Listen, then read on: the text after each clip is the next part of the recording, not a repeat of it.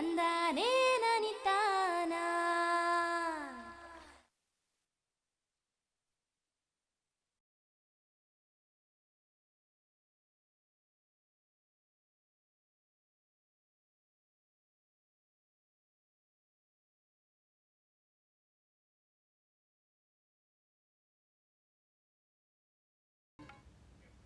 ಆತ್ಮೀಯ ಕೃಷಿಕ ಬಂಧುಗಳೇ ನಮಸ್ಕಾರ. ನಮ್ಮ ದೂರದರ್ಶನದ ಈ ಕೃಷಿ ದರ್ಶನ ಕಾರ್ಯಕ್ರಮದಲ್ಲಿ ಇವತ್ತಿನ ಒಂದು ವಿಷಯ ಶ್ರೀ ಪದ್ಧತಿಯಲ್ಲಿ ಭತ್ತದ ಬೇಸಾಯ ಕುರಿತಾದಂಥ ನೇರ ಫೋನ್ ಇನ್ ಕಾರ್ಯಕ್ರಮ. ಭತ್ತದ ಬೇಸಾಯ ಇವತ್ತಿನ ದಿವಸಗಳಲ್ಲಿ ಬಹಳ ದುರ್ಲಭವಾದಂತಹ ಒಂದು ಪದ್ಧತಿಯಾಗಿರೋದ್ರಿಂದ ಹಾಗೂ ಇದು ಅಷ್ಟೇನೂ ಲಾಭದಾಯಕ ಅಲ್ಲ ಅನ್ನತಕ್ಕಂತಹ ಒಂದು ಪರಿಸ್ಥಿತಿಯಲ್ಲಿ ಭತ್ತದ ವಿಸ್ತೀರ್ಣ ಕಡಿಮೆ ಆಗ್ತಾ ಇರತಕ್ಕಂಥ ಸಂದರ್ಭದಲ್ಲಿ ಭತ್ತವನ್ನು ವಿನೂತನ ರೀತಿಯಲ್ಲಿ ಬೆಳೆಸಬಹುದಾದಂಥ ಕ್ರಮಗಳು ಜಾರಿಗೆ ಬಂದಿವೆ. ಈ ಒಂದು ದಿವಸ ನಮ್ಮ ಕೃಷಿ ದರ್ಶನ ಕಾರ್ಯಕ್ರಮದಲ್ಲಿ ನೇರ ಫೋನ್ ಇನ್ ಕಾರ್ಯಕ್ರಮದಲ್ಲಿ ಶ್ರೀ ಪದ್ಧತಿಯಲ್ಲಿ ಭತ್ತದ ಬೇಸಾಯ ಕುರಿತಾದಂತಹ ಕಾರ್ಯಕ್ರಮ. ನಿಮ್ಮ ಪ್ರಶ್ನೆಗಳಿಗೆ ಉತ್ತರವನ್ನು ಈ ನೇರ ಫೋನ್ ಇನ್ ಕಾರ್ಯಕ್ರಮದಲ್ಲಿ ತಾವು ವೀಕ್ಷಿಸಬಹುದು. ಜೊತೆಗೆ ಶ್ರೀ ಪದ್ಧತಿಯಲ್ಲಿ ತಾವು ಯಾವ ವಿಧಾನಗಳನ್ನು ಅನುಸರಿಸಬಹುದು ಅಂತಕ್ಕಂತಹ ವಿಷಯಕ್ಕೆ ಮಾಹಿತಿಯನ್ನು ನೀಡಲಿಕ್ಕೆ ನಮ್ಮ ಸ್ಟುಡಿಯೋದಲ್ಲಿ ಇರ್ತಕ್ಕಂಥವರು ಬೆಂಗಳೂರು ಕೃಷಿ ವಿಶ್ವವಿದ್ಯಾನಿಲಯ ಇಲ್ಲಿ ಕೃಷಿ ವಿಸ್ತರಣಾ ನಿರ್ದೇಶಕರಾಗಿರ್ತಕ್ಕಂತಹ ಡಾಕ್ಟರ್ ಎನ್ ನಾಗರಾಜರವರು ನಮ್ಮೊಟ್ಟಿಗಿದ್ದಾರೆ. ಸರ್ ನಮಸ್ಕಾರ. ನಮಸ್ಕಾರ.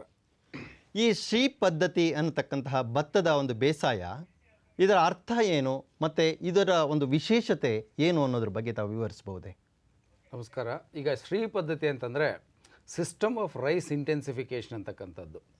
ಇದನ್ನು ಶ್ರೀ SRI ಅಂತಕ್ಕಂಥದ್ದನ್ನು ಹೀಗಾಗಿ ಪ್ರಪಂಚದ ಎಲ್ಲ ಕಡೆಯೂ ಸಹ ಶ್ರೀ ಪದ್ಧತಿ ಅಂತಕ್ಕಂಥದ್ದನ್ನು ಪದನ ಬಳಕೆ ಮಾಡ್ತಾ ಇದ್ದಾರೆ. ಇದಕ್ಕೆ ಪರ್ಯಾಯವಾಗಿ ಮಡಗಾಸ್ಕರ್ ಪದ್ಧತಿ ಅಂತಲೂ ಸಹ ಬಳಸ್ತಾರೆ. ಇನ್ನೂ ಕೆಲವರು ಏರೋಬಿಕ್ ರೈಸ್ ಅಂತಕ್ಕಂಥದ್ದನ್ನು ಸಹ ಬಳಕೆ ಮಾಡ್ತಾ ಇದ್ದಾರೆ. ಇಲ್ಲಿ ಏನಂತಂದರೆ ಸಾಂಪ್ರದಾಯಿಕವಾಗಿ ನಾವು ಏನು ಭತ್ತವನ್ನು ಬೆಳೀತಾ ಇದ್ವಿ ಆ ಪದ್ಧತಿನಲ್ಲಿ ಸುಮಾರು 25 ದಿವಸಗಳ ಸಸಿಯನ್ನು 2, 3 ಅಥವಾ 4 ಸಸಿಗಳನ್ನು ನಾವು 9 ಇಂಚು 4 ಇಂಚು ಅಂತರದಲ್ಲಿ ನಾವು ನಾಟಿ ಮಾಡ್ತಾ ಇದ್ವಿ. ಹೀಗಾಗಿ ಏನಾಗ್ತಾ ಇತ್ತು, ನಾವು ಸದಾ 2 ಇಂಚು ನೀರನ್ನು ಸಹ ನಿಲ್ಲಿಸ್ತಾ ಇದ್ದಿದ್ದರಿಂದ 1 ಎಕರೆ ಪ್ರದೇಶದಲ್ಲಿ ಭತ್ತವನ್ನು ಬೆಳಿಬೇಕಾಗಿದ್ರೆ ಸುಮಾರು 50 ಲಕ್ಷ 50ರಿಂದ 55 ಲಕ್ಷ 60 ಲಕ್ಷ ಲೀಟರ್ ನೀರು ಬೇಕಾಗಿತ್ತು. ಆದರೆ ಈಗ ಅದನ್ನು ಕಡಿಮೆ ಮಾಡಲಿಕ್ಕೆ ಸುಮಾರು 25 ಲಕ್ಷ ಲೀಟರ್ ನೀರಿನಲ್ಲಿ ನಾವು ಭತ್ತವನ್ನು ಬೆಳಿಬೋದು. ಯಾವುದೇ ಒಂದು ಗುಣಮಟ್ಟದಲ್ಲಿ ಕಡಿಮೆ ಇಲ್ಲದೆ ಹೆಚ್ಚಿನ ಇಳುವರಿನೂ ಪಡೆದು ಬೆಳಿಬೋದು ಅಂತಕ್ಕಂಥ ಒಂದು ಕಾರಣದಿಂದ ಶ್ರೀ ಪದ್ಧತಿಯನ್ನು ನಾವು ಹೆಚ್ಚಿನ ಪ್ರಮಾಣದಲ್ಲಿ ಹೆಚ್ಚಿನ ಪ್ರದೇಶದಲ್ಲಿ ಬೆಳಿಬೇಕು ಅಂತಕ್ಕಂಥದ್ದು ನಾವು ಇತ್ತೀಚಿನ ದಿನಗಳಲ್ಲಿ ಸೂಚಿಸ್ತಾ ಇದ್ದೀವಿ. ಈ ಒಂದು ಶ್ರೀ ಪದ್ಧತಿಯನ್ನು ಕುರಿತಾದಂತಹ ಯಾವುದೇ ನೇರವಾದಂಥ ಪ್ರಶ್ನೆಗಳಿದ್ದಲ್ಲಿ ನಮ್ಮ ವೀಕ್ಷಕ ಬಂಧುಗಳು ಈ ಒಂದು ದೂರವಾಣಿ ಸಂಖ್ಯೆಗಳಿಗೆ ಕರೆಯನ್ನು ಮಾಡಿ ಕೇಳಬಹುದು. ನಮ್ಮ ದೂರವಾಣಿ ಸಂಖ್ಯೆಗಳು 0802-2354-2599.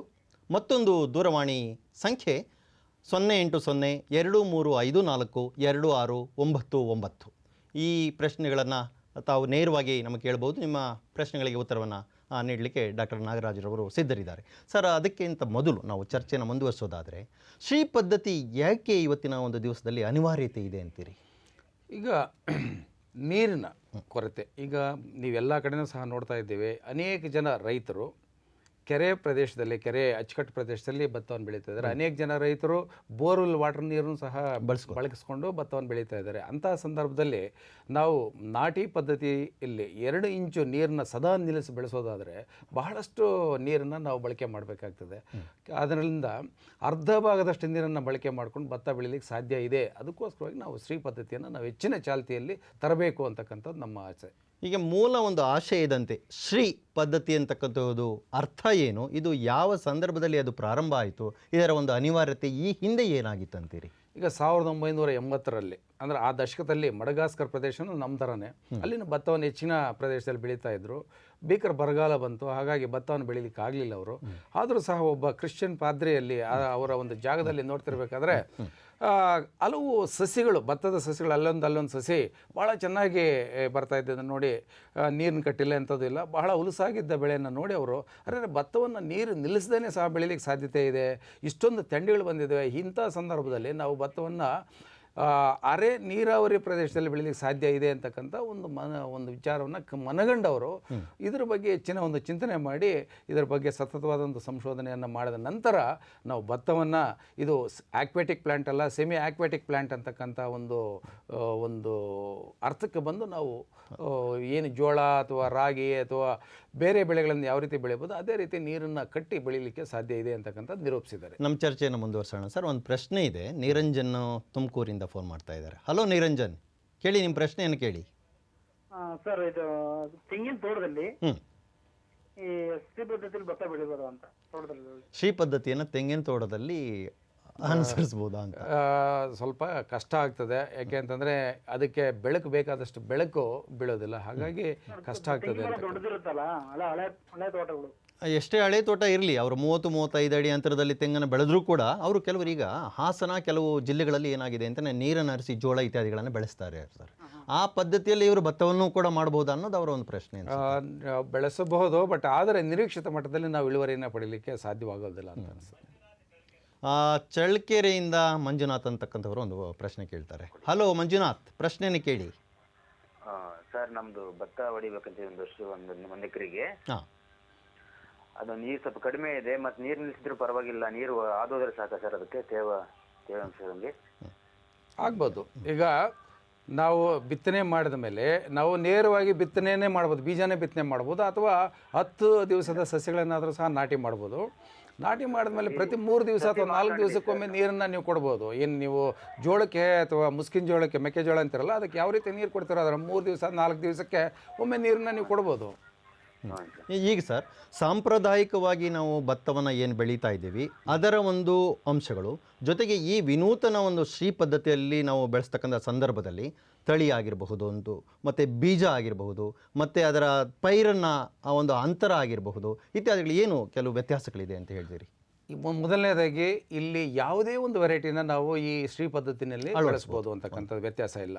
ಅದು ಸಹ ನಮ್ಮ ಕೃಷಿ ವಿಶ್ವವಿದ್ಯಾನಿಲಯ ಬೆಂಗಳೂರಿಂದ ಮಾಸ್ 946-1 ಅಂತಕ್ಕಂಥ ಒಂದು ತಳಿನ ಬಿಡುಗಡೆ ಮಾಡಿದ್ದಾರೆ. ವಿಶೇಷವಾಗಿ ನಾವು ಹೈಬ್ರಿಡ್ ತಳಿನೂ ಸಹ ಇದರಲ್ಲಿ ಬೆಳೆದಿದ್ವಿ, ಅದರಿಂದ ಯಾವುದೇ ವ್ಯತ್ಯಾಸನೂ ಬರೋದಿಲ್ಲ. ಇದು ಮೊದಲನೇದಾಗಿ. ಈಗ ನೋಡ್ತಾ ಇರತಕ್ಕಂಥದ್ದು ಅದೇ ತಳಿನ? ಹೌದು. ಈಗ ಈ ಚಿತ್ರದಲ್ಲಿ ಕಾಣ್ತಾ ಇರತಕ್ಕಂಥದ್ದು ಶ್ರೀ ಪದ್ಧತಿಯಲ್ಲಿ ಬೆಳೆದಿರ್ತಕ್ಕಂಥ ಒಂದು ಚಿತ್ರ, ಹಾಗೂ ಸಾಂಪ್ರದಾಯಿಕ ಪದ್ಧತಿಯಲ್ಲಿ ಬೆಳೆದಿರ್ತಕ್ಕಂಥ ಒಂದು ಚಿತ್ರ.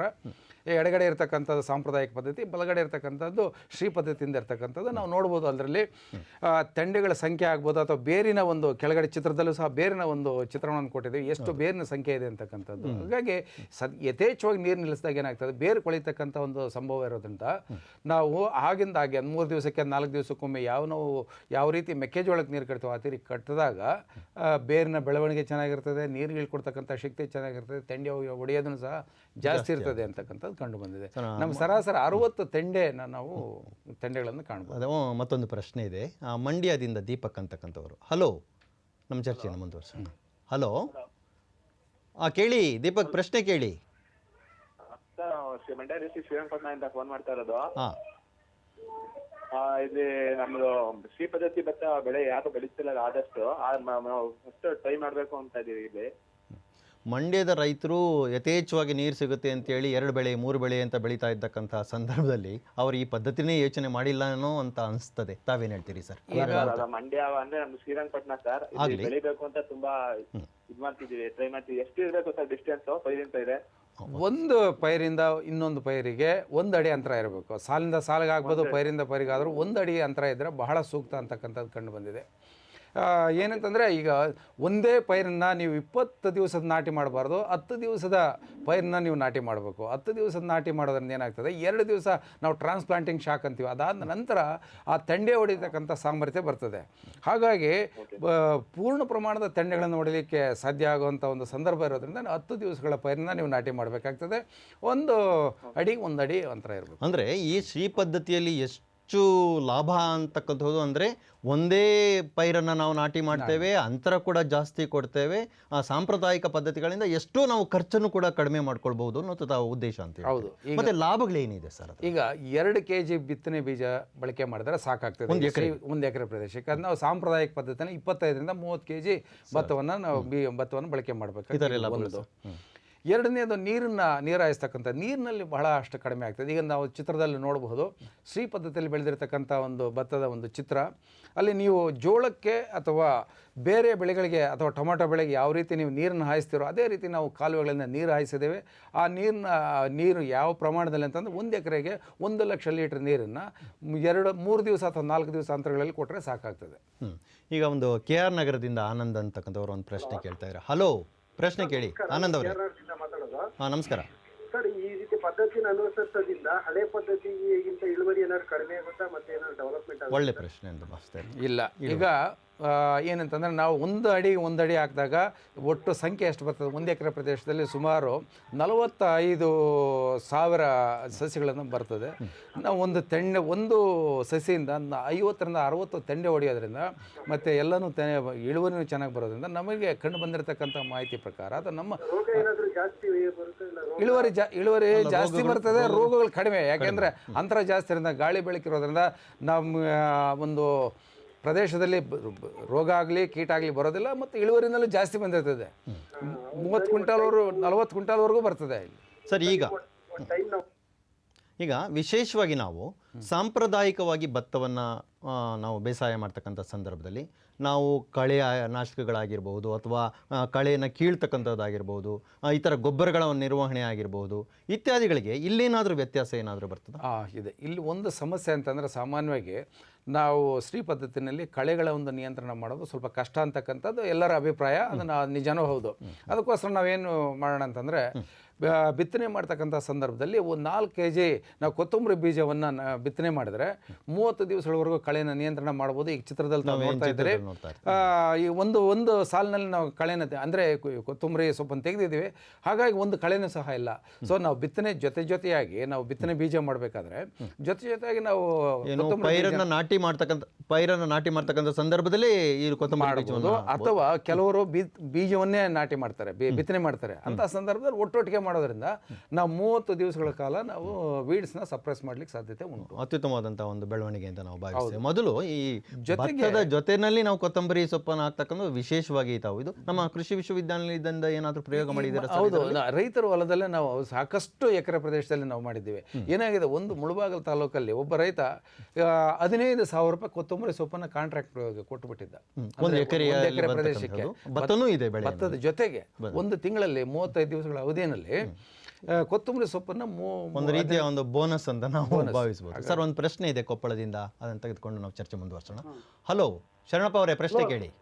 ಹಲೋ, ನಮಸ್ತೆ ಸರ್. ನಮಸ್ಕಾರ. ನಮ್ದು ಇದು ಸಾಮಾನ್ಯವಾಗಿ ಇದು ಏನಪ್ಪಾ ಅಂದ್ರೆ ಸೋನಾ ಮಸೂರಿ ಭತ್ತ ನಾಟಿ ಮಾಡ್ತೀವಿ ಸರ್.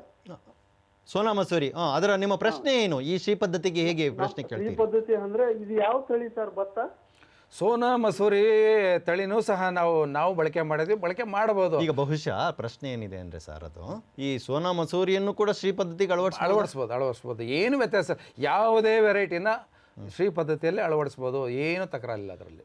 ಶರಣಪ್ಪ ಅವರೇ, ಇದೇ ನಿಮ್ಮ ಪ್ರಶ್ನೆ ಅಂತ ನಾವು ಭಾವಿಸೋಣವಾ? ಉತ್ತರ ಸಿಕ್ಕಿದೆ ಅಂತ ನಾವು ಭಾವಿಸ್ತೇವೆ.